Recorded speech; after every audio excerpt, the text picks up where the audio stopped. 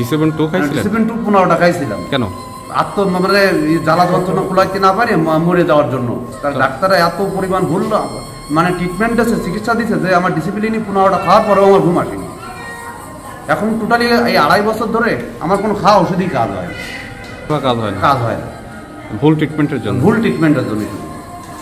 আমার এই যে ফাইলটা এতে মনে হয় 10 থেকে 12 লাখ টাকার শুধু রিপোর্ট আছে। আচ্ছা, আপনি যে ডাক্তার খোকার কথা বললেন, সে আবার ঠিক হয়েছে? দিন মোহাম্মদ খোকার, সেটা তো দেখাতে হবে। উনি আমাকে বললো, প্রথমে আল্ট্রাসাউন্ড করলো যে খোদাকার তোমার প্যানক্রিয়াটাইটিস আছে। প্যানক্রিয়াটাইটিস তো হয় ডায়াবেটিস থেকে, এর থেকে হয়, তাকে যে ওষুধ দাও এতে দেখলেও সেরে যাবে না, কোনো কাজ হবে। দিন মোহাম্মদ খোকার আসলে কেউই আপনার রোগ নির্ণয় করতে পারে? পারছে। কে পারছে? 21 সালে পারছিল পার্থ ঘোষ, আর সেকেন্ড আব্দুল ওদুদ, এই দুইজন পারছে। হ্যাঁ।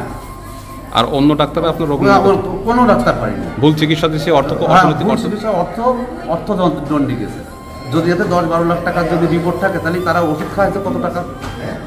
এখন আমি সরকারের কাছে আকুল আবেদন জানাবো যে বা ভিক্ষা চাইবো যে আমার ট্রিটমেন্ট বা বাংলাদেশে তো যেহেতু নাই, যেহেতু ভারতে বা বাইরের দেশে যাইতে হবে, সেই ব্যবস্থা যেন করে। আমার একটা ছেলে আছে, এখন আমরা নিঃস্ব পথের ফকির হয়ে গেছি। অসুস্থ হওয়ার পূর্বে সুস্থতার কদর বুঝি না আমরা। কোনো ব্যক্তি অসুস্থ হলে বোঝা যাবে সুস্থতা কত বড় নিয়ামত। এমনই তথ্য জানিয়ে দিচ্ছিলাম যশোর অভয়নগর দত্তগাতির মোহাম্মদ সাদ্দাম হোসেন অন্তরের অসুস্থতার খবর। আচ্ছা, আপনার নাম কি? আমার নাম মোহাম্মদ সাদ্দাম হোসেন অন্তর। বাসা কোথায় আপনার? দত্তগাতি। থানা কোনটা? অভয়নগর থানা, যশোর জেলা। আপনি মিজান ডাক্তার কাছে আসছিলেন এই প্যানক্রিয়াটাইটিসের ব্যাপারে চিকিৎসা নেওয়ার জন্য? না, প্রথমে তো আমার যে প্যানক্রিয়াটাইটিস আমি তো জানি না, আমার তো হঠাৎ করে পেটে ব্যথা আর বমি। আচ্ছা, তার জন্য আমি আসছিলাম। তারপরে আসার পরে উনি এইগুলো টেস্ট দিছিল। টেস্ট দেওয়ার পরে এবার দুইটা টেস্ট যেহেতু করা রয়েছে, তাও আরোগ্য সদনের নপলাতে করা। এবার তারপরে সেকেন্ড উনি, তারপরে যখন এই 5টা, আমি তো খুবই অসুস্থ, হাসপাতাল তখন ভর্তি, ওর ট্রিটমেন্ট চালাচ্ছি, মিজান স্যারের ট্রিটমেন্ট চালাচ্ছে।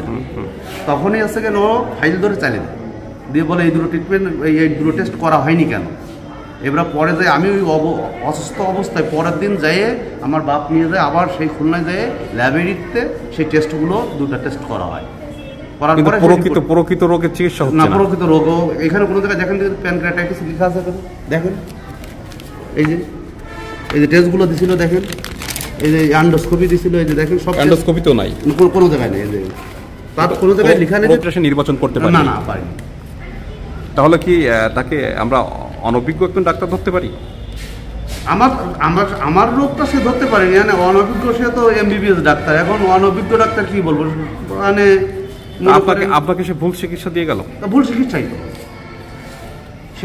আপনি এই পর্যন্ত কত লক্ষ টাকা খরচ করেছেন? এই প্রায় 40 লক্ষ টাকার মতো খরচ হয়েছে। এখন আপনার অবস্থা কি? এখন অবস্থা আমি নিঃস্ব। এখন মনে করেন যে মানুষের হেল্প, সাহায্য দরকার আমার। আপনার মোবাইল নাম্বারটা বলেন। 01700009341। মানে এখন আপনি এই প্যানক্রিয়াটাইটিসের ব্যাপারে কোথাও চিকিৎসা নিচ্ছেন কিনা? না, আমি এই যে সর্বশেষ সিটি স্ক্যান করলাম। সিটি স্ক্যান অ্যাবডোমেনি রিপোর্টটা করলাম।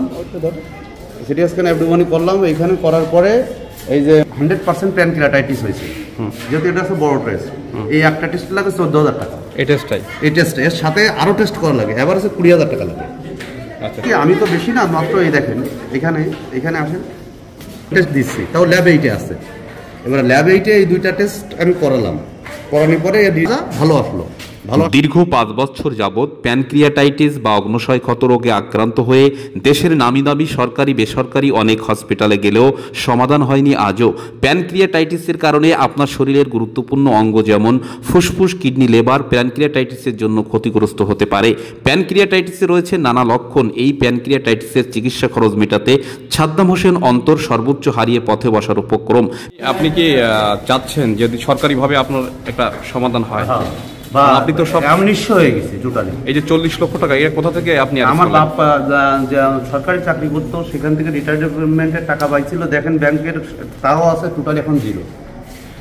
পেলে কি এই রোগ থেকে মুক্ত হতে পারবেন? হ্যাঁ, বলেছে আমাদের শেখ রাসেল থেকে বলে দিয়েছে এই রোগের চিকিৎসা হয় চায়নায়, তা না হলে যাইতে হবে ইন্ডিয়ায়, ভারতে AIG হাসপাতাল হায়দ্রাবাদে, তাই বলছে।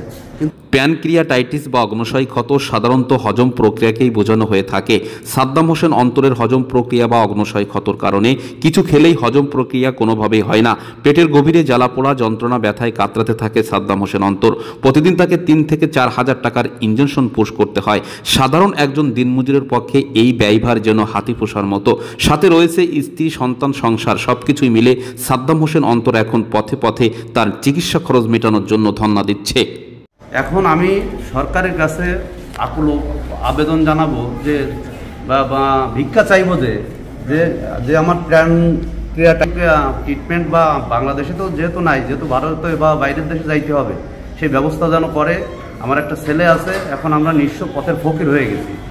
এখন দাঁড়ে দাঁড়ে সাহায্যের হাত বাড়াতে হচ্ছে, কারণ আমার প্রতিদিন আমার কোনো খাওয়া হয়, ওষুধে কাজ হয় না। ইনজেকশনের পরেই আছে এই 2.5 বছর, 2.5 বছর সারা দেশ দেখেন পুড়িয়ে গেছে, দেখেন পুড়িয়ে গেছে, দিতে আর জায়গা পায় না।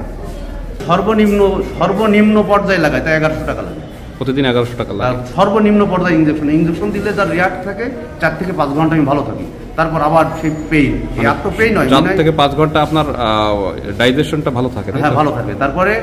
তারপরে যখন যে অবস্থা হয়, মাঝে মাঝে মনে হয় যে সুইসাইড করি, আত্মহত্যা করি। সাদ্দাম হোসেন অন্তর খুলনা, যশোর, ঢাকা সহ দেশের অনেক স্থানেই অগ্ন্যাশয় ক্ষত রোগটি সারিয়ে ওঠার জন্য সর্বোচ্চ চেষ্টা চালিয়ে ব্যর্থ হয়ে জীবনযোদ্ধা নিজের গন্তব্যে ফিরে এসেছে। অগ্ন্যাশয় ক্ষত রোগটি এখন সারিয়ে উঠতে গেলে দেশের বাইরে উন্নত চিকিৎসার জন্য যেতে হবে। সাদ্দাম হোসেন অন্তরের দেশের বাইরে উন্নত চিকিৎসার জন্য যেতে হলে যে টাকা প্রয়োজন সেই টাকা কে যোগাবে? সাদ্দাম হোসেন অন্তরের পরিবারের পাশে কে এসে দাঁড়াবে? সাদ্দাম হোসেন অন্তরের জন্য বিত্তবান বা সরকারকে পাশে এসে দাঁড়ালেই সাদ্দাম হোসেন অন্তরের পরিবার ও সাদ্দাম হোসেন বেঁচে যাবে একটি পরিবার, বেঁচে যাবে একটি জীবন। সাদ্দাম হোসেন অন্তর চিকিৎসা খরচ মেটানোর জন্য জীবন যুদ্ধে সংগ্রাম করে চলেছে, কিন্তু সাদ্দাম হোসেন অন্তরের পাশে কোনো বিত্তবান এসে দাঁড়ানোর মানসিকতা দেখায়নি। বাংলাদেশের বিভিন্ন প্রান্তে অর্থনৈতিক অসুস্থতার জন্য প্রতিদিন কোনো না কোনো প্রাণ নিভে যাচ্ছে। আমরা চাই সাদ্দাম হোসেন অন্তরের মতো কেউ যেন এভাবে মরণব্যাধি রোগে আক্রান্ত না হয়। সকলেই যেন তার শরীরের যত্ন সময় মতো নিতে সক্ষম হয়, কারণ সুস্থ জীবন, সুস্থ দেহ আল্লাহর এক বড় নিয়ামত। কিন্তু আপনি যখন অসুস্থ হবেন তখন সুস্থতার মর্যাদা কতটুকু বুঝতে পারবেন। এজন্য একজন সুস্থ মানুষকে অবশ্যই আল্লাহর প্রশংসার পাশাপাশি আলহামদুলিল্লাহ নিজেকে সুস্থ রাখার জন্য চেষ্টা থাকবে চিরন্তর। 6,000 টাকার ইনজেকশন কিনে আনছিলাম, আইনে নার্সরা ঠিক মতো পুশ করে দিত। তখন তিনি এখানে চাকরি কর্মরত ছিল, তিনি অন্য জায়গায় ছিল, কিন্তু তারপরেও এই দেখেন যে ইনজেকশনগুলো দিছে, এগুলোই আছে ব্যবহার করতে হয়েছে, অনেক দামি ইনজেকশন। দেখেন কোনো জায়গায় 1 মাসের ডিফারেন্স, ওই পার্থক্য ধরছিল যে দেখেন এই যে কত 26শে মে জুন 1 মাসের ডিফারেন্স। সে কথা শুনে বলে দিছিল প্যানক্রিয়াটাইটিস, কিন্তু মিজান ডাক্তার ধরতে পারে না, মিজান ডাক্তার ধরতে পারে।